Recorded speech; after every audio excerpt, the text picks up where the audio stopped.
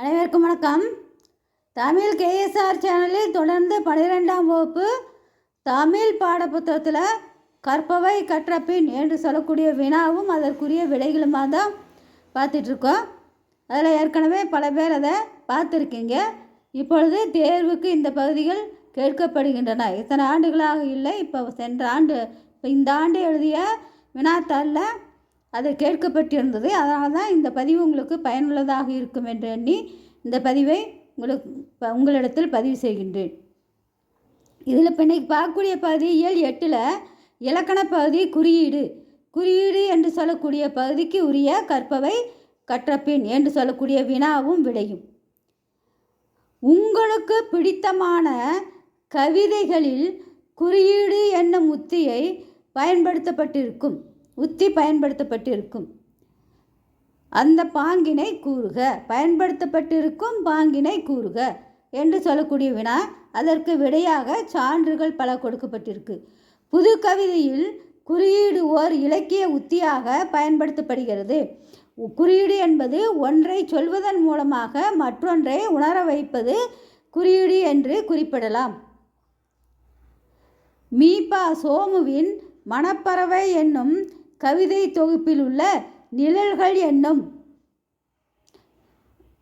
கவிதையில் குறியீட்டை அழகு பெற பயன்படுத்தியுள்ளார். நிழல்கள் என்ற தலைப்பில் அமைந்த கவிதையில் தலைப்பே குறியீடாக உள்ளது. நிழல்கள் என்று மனித வாழ்க்கையில் பொருள்களால் பெரும் போலி இன்பங்களை குறிப்பிடுகின்றார். அடுத்தது, உலகில் உள்ள பொன்னும் பொருளும் நிலையற்றது. பொன்னும் பொருளும் முதலில் இன்பத்தை தந்தாலும் மன அமைதியை தராது. இவ்வுலகமே மாயையால் ஆனது. இறைவனை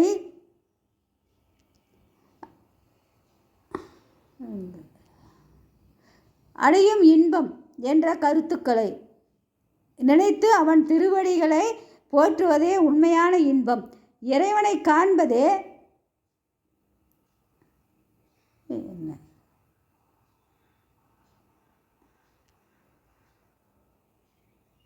இன்பம் என்ற கருத்துக்களை உணர்த்த விரும்பிய ஆசிரியர் தம் கவிதையில் குறியீட்டை கையாளுகின்றார். இதற்குரிய சான்று அடுத்த பகுதியில் பார்ப்போம்.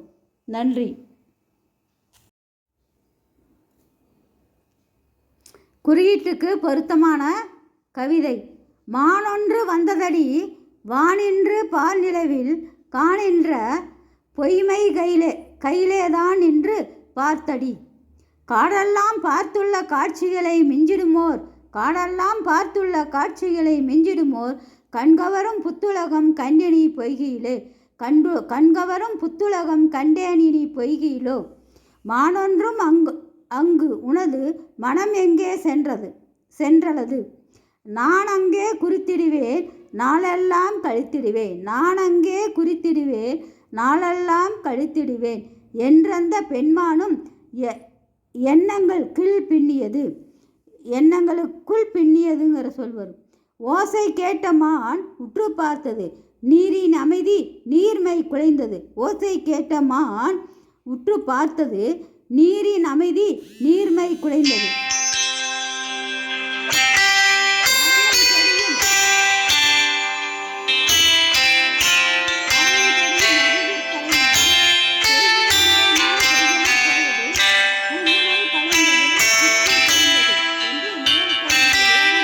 என்பது தெரிந்ததை பொய்கையில் நிழல்மான் பொய்யென போனது. பூம்புணல் கலைந்தது.